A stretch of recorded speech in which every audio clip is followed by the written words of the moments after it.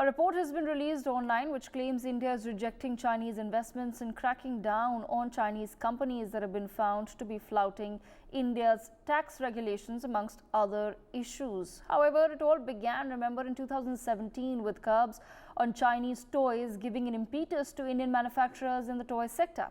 In 2018, India excluded ZTE and Huawei from developing 5G use cases in our nation. In April 2020, India reportedly amended its FDI policy to curb opportunistic takeovers of Indian firms by Chinese companies after the People's Bank of China raised stake in HDFC. India's crackdown on the digital space began back in 2020 with over 300 Chinese apps being banned, including the infamous TikTok. This year, India banned hundreds of Chinese loan apps in a 300 crore rupees fraud, wherein Chinese loan app firms would use illegal and predatory practices to recover loans from victims. These apps used personal data of users, including their photos and contacts, to force them to pay money. Last year, India tightened the noose around Chinese shell companies operating here. The Ministry of Corporate Affairs began a crackdown on Indian entities that were providing fake directors to Chinese companies. Arrests were made as this pan-India dummy director racket was exposed.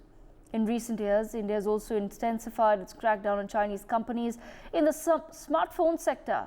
Just this year in June, China's Xiaomi, which was once the top smartphone brand in India, received official notices over allegations of illegally transferring more than 55.5 billion rupees to foreign entities. In August, reports suggested India rejected a $1 billion manufacturing proposal from Chinese automaker and battery maker BYD, raising security concerns over Chinese investments, and the Directorate of Revenue Intelligence alleged that BYD had not paid taxes worth $9 billion. If we were to talk about some clear statistics, Chinese FDI into India is at a 10-year low. In its journey of self-reliance and Atmanirbharta, India is clearly giving it back to China. A lot has been done, as I've already mentioned, but what remains? We take this discussion forward. I have with me on the broadcast Ambassador Bhaspati Mukherjee, Dr. Jayjeet Bhattacharya. We also have with us Gautam Mukherjee and Dr. Anshu Joshi with us as well. I have Pathikrit with me as well. So full house today with us. So let me begin with Ambassador Mukherjee. Ambassador Mukherjee, of course, in terms of assessment and analysis, ma'am, a bunch of these reports do keep coming out on how India is giving it back to China. But if we were to really put it in real terms, I guess we have not yet understood that in the past few years there have been several instances that have led to now this reality, this new reality for India, wherein we are okay rejecting Chinese money coming in because we want to keep our country clean of any dubious Chinese plans. Actually, the present government has a long-term plan which is basically to move to alternative supply chains, to reduce our dependence on Chinese imports, and to make it clear to the Chinese that we are not in the business where they salami slice our territory, but otherwise think that it's business as usual because they really like, you can't blame them, our huge Indian market, our businessmen who wish to make profit under any circumstances. And it's very interesting because so many Bengalis on your panel today, because we are very different from such people. And every effort which has been made to make Indian business understand that saying business as usual with China is not good for India's national security interests, and that is finally sinking in, which is why now the Chinese are making much greater efforts to woo us economically, and perhaps they have cooled off a bit on salami slicing, but let me keep my fingers crossed on when I make that pronouncement. So it's a long-term plan, Devika. It's not easy. It's not easy when your market has been flooded for years. Even with, for instance, people in Bengal had forgotten that Durga Puja, Ma Durga, is China. Mahalakshmi is being purchased made in China, the world's atheist communist state, because it is 50 times cheaper than what is produced in India. So this kind of thing takes time to sink in. You need a concentrated campaign, which we are doing.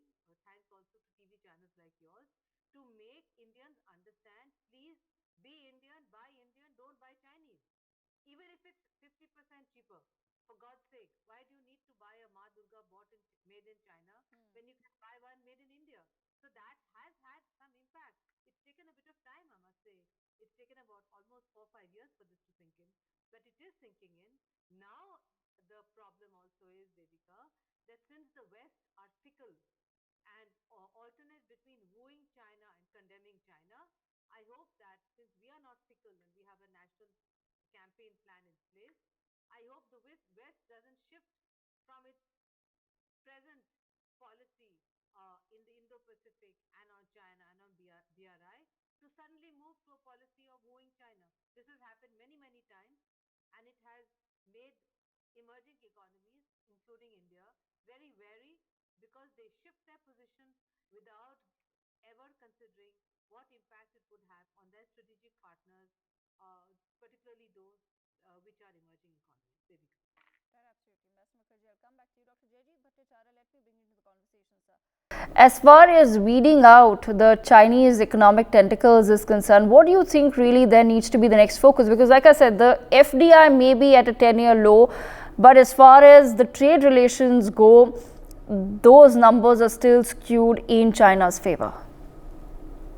We really don't need to do anything more. There is a dichotomy in the government where at the highest level, the policy is very clear. It's been laid out as Atmanirbhar Bharat, and there is absolutely no doubt from the top echelons of the government that we need to be Atmanirbhar. But exactly what you mentioned right now, the imports from China has actually gone up. Yes. And significantly going up. So let's go into the details of it as to why there is a dichotomy.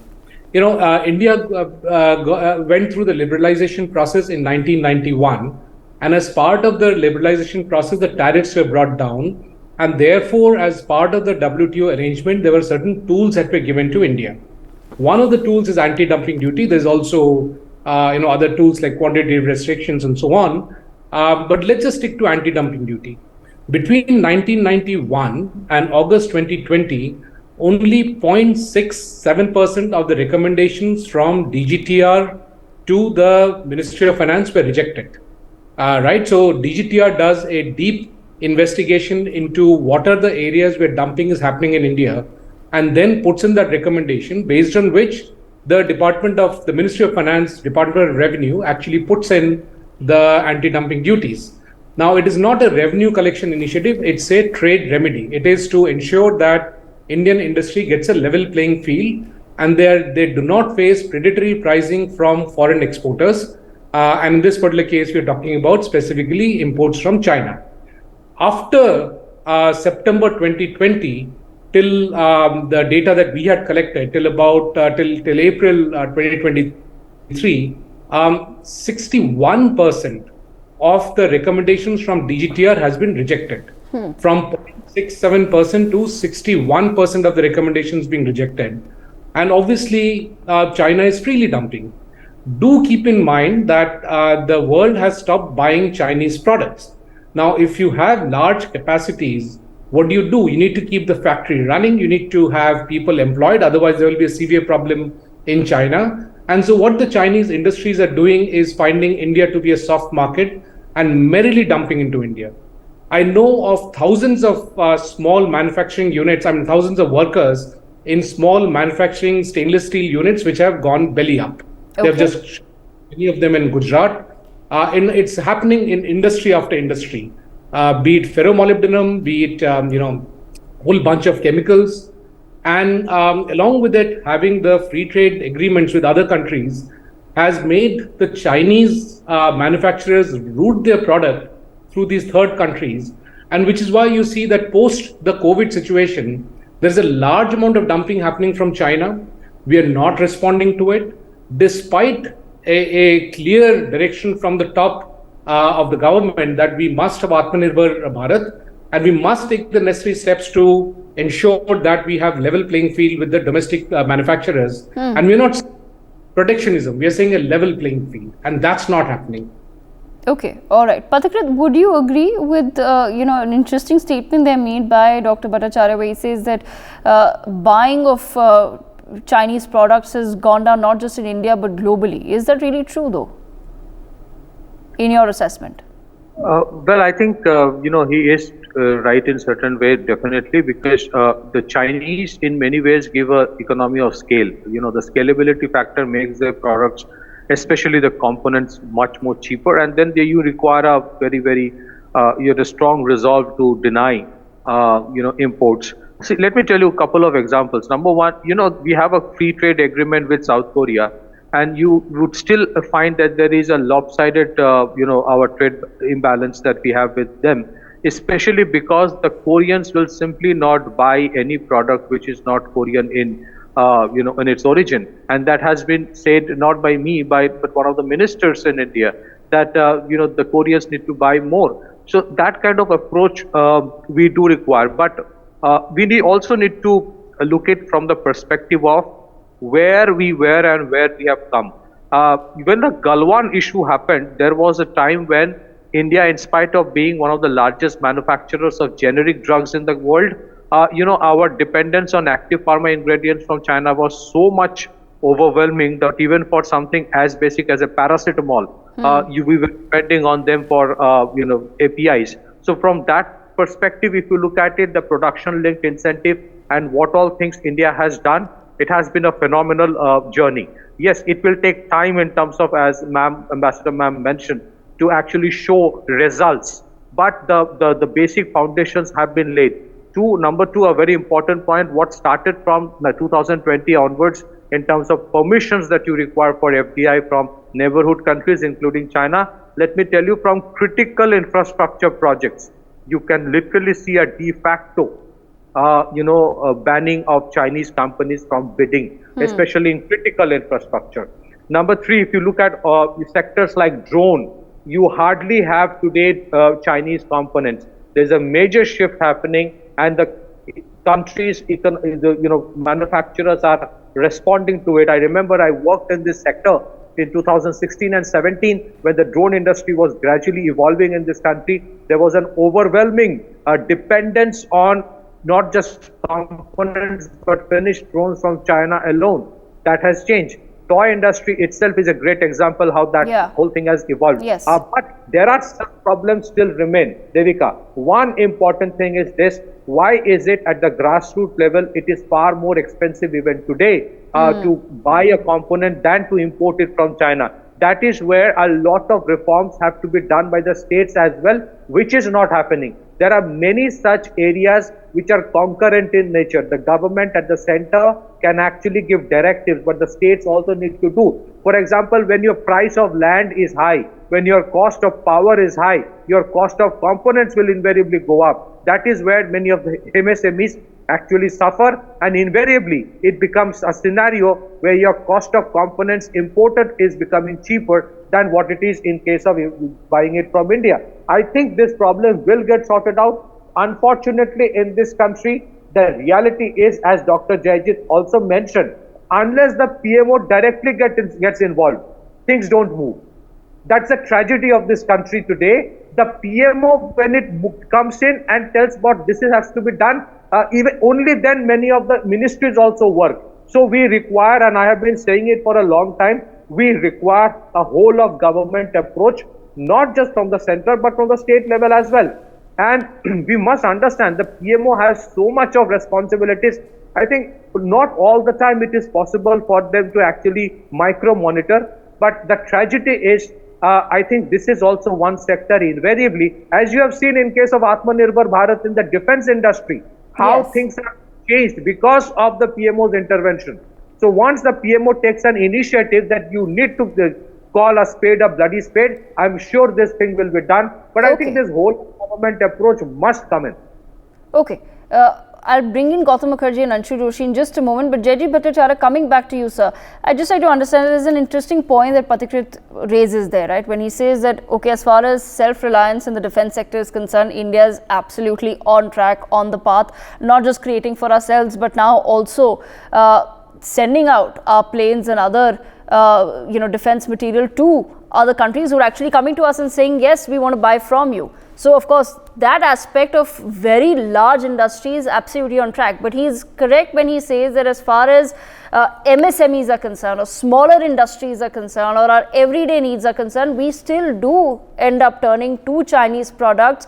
There's a pertinent point he raises there. It's still cheaper to import from China than to actually get anything done on the ground here. Let's take a simple example. It's Diwali time right now. As far as lights in everybody's house are concerned, 90% of the lights will be Chinese for sure. We've still not managed to say crack something like this, which is a big opportunity. Lighting through the course of the year is a big opportunity. How do we then address, this particular sector?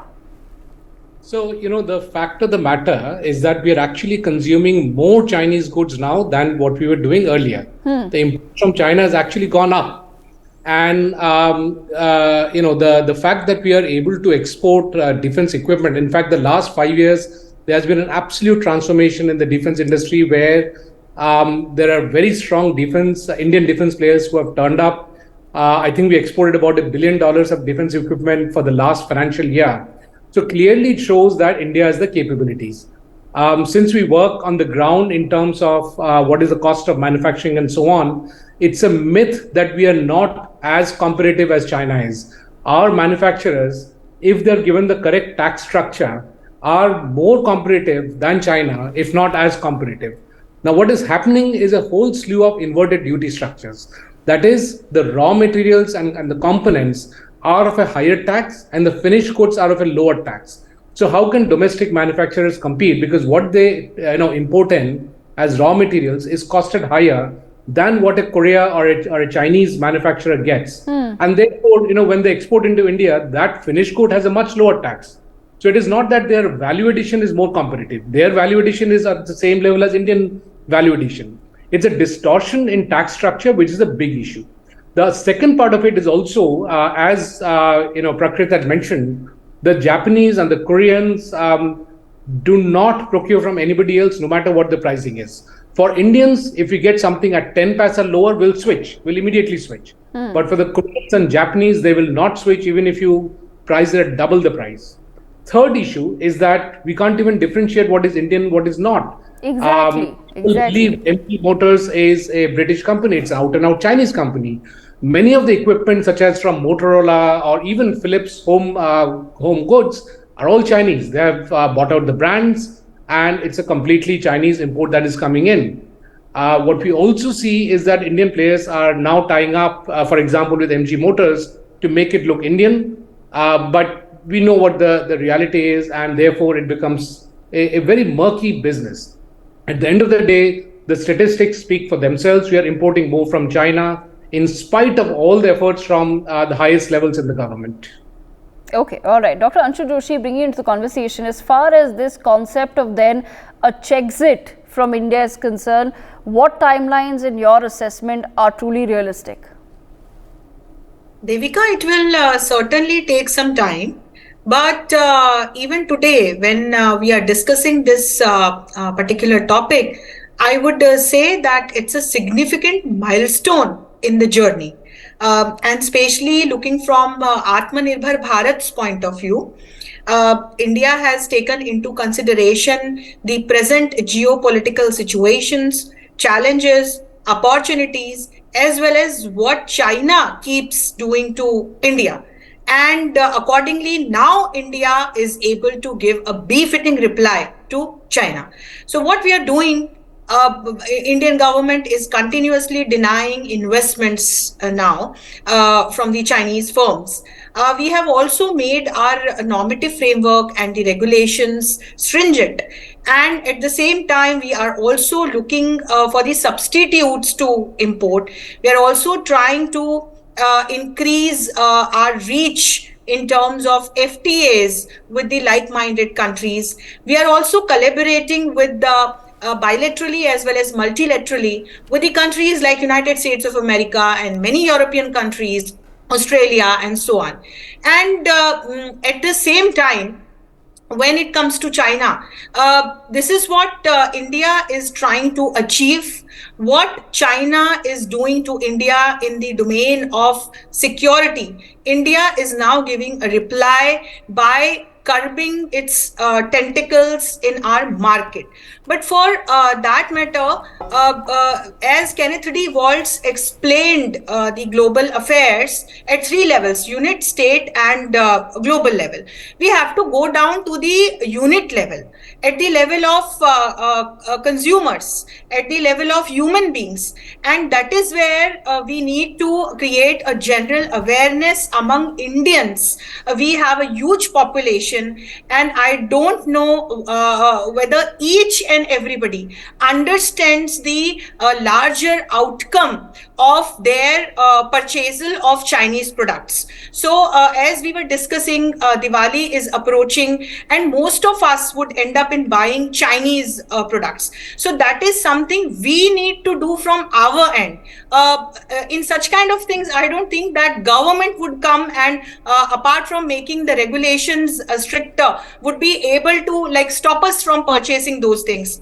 And there is another issue which is related to indirect Chinese dump in our markets through Indian companies. So that is also has to be taken care of. Apart from that, when we look at the national level, government is taking care of various policies and collaborations with other countries to check China. At international level also, we know that the world is discarding Chinese products and Chinese investments. So now it is up to us that as each and every Indian, how can we contribute to this particular mission?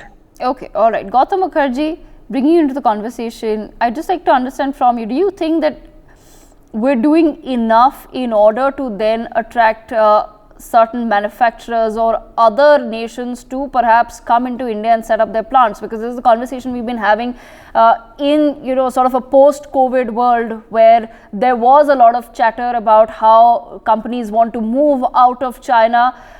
Have we, do you feel, done enough to then bring in that sort of investment into India, ensuring that everything that has to be manufactured for the decades to come is happening here? Enough is a difficult word to address. What I can say is that quite a lot has been done. One of the most prominent is, of course, to do with Apple, which is a very high-profile item. And we are manufacturing almost billions of dollars worth of that phone. And it means about a 30% shift in production from China to India. Other countries like Vietnam are also contributing to the distribution of the supply chain from China. We have to understand this is a 30-year process. Yes. It's an edifice that has been built by China very ably for over 30 years. And to dismantle it and not damage your business prospects is the real challenge.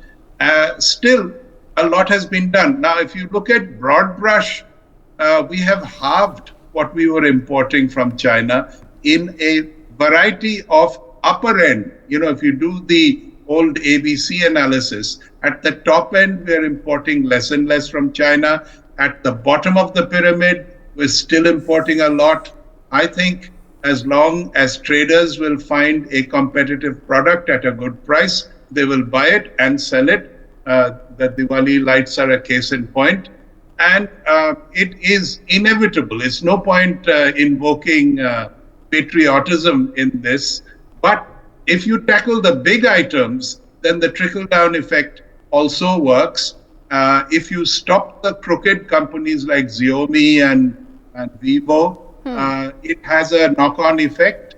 And more companies are considering India, but it is difficult to crack the really big ones. I think the semiconductor industry is about to begin with at least its first offering very soon now. And that is very high investment. And it is something that China's no good at. It basically buys components from Taiwan and assembles. Now, if most of those, or at least some of those, come to India, that will have a very high value impact. So the story goes on. We're not going to do this overnight, but I think we're denting the situation quite ably, and there is nothing to despair about. It is going quite well. The other thing is our economy is growing, and that is something that is confounding the whole world, including Europe and those who do not want India to go up quite so fast.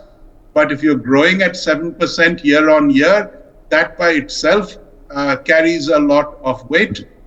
If you look at exports, when I look at exports figures in variety of areas, I've never seen numbers like this. And it may not be as much as it could be, but it is very much more than it used to. Absolutely. Ambassador Mukherjee, I leave the last word with you. One quick question, as Gautam Mukherjee pointed out as well, that yes, there are certain dubious firms, Chinese firms that there has been a serious crackdown on, Xiaomi being one example, Oppo, Vivo being the other examples.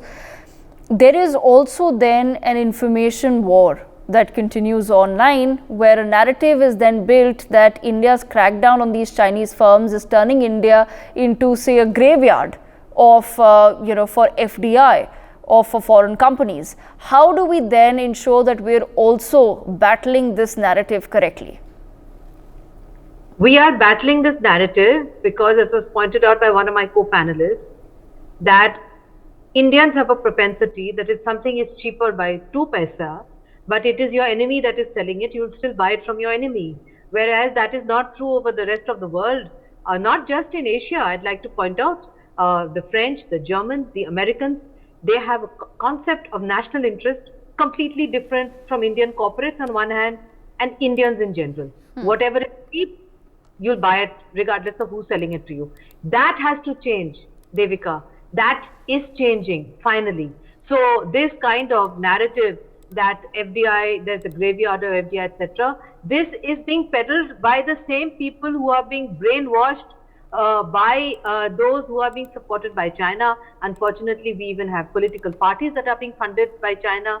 We have corporates that are funded by China.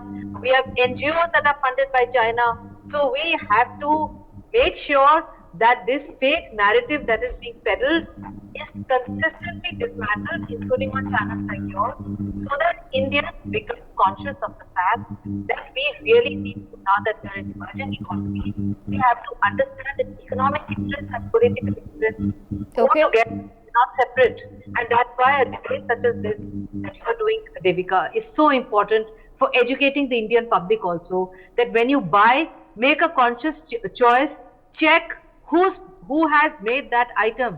And then if the Indian one is 5 paisa more expensive, please guys, you spend millions on your holidays and your air tickets, spend that 5 paisa, and for God's sake, be Indian and buy Indian. Thank you. Right, absolutely. That's a great note to end this conversation on. I thank all of our panelists. I wish we had more time, but that's all the time that we have, and that's all the time allows for us to have this particular conversation.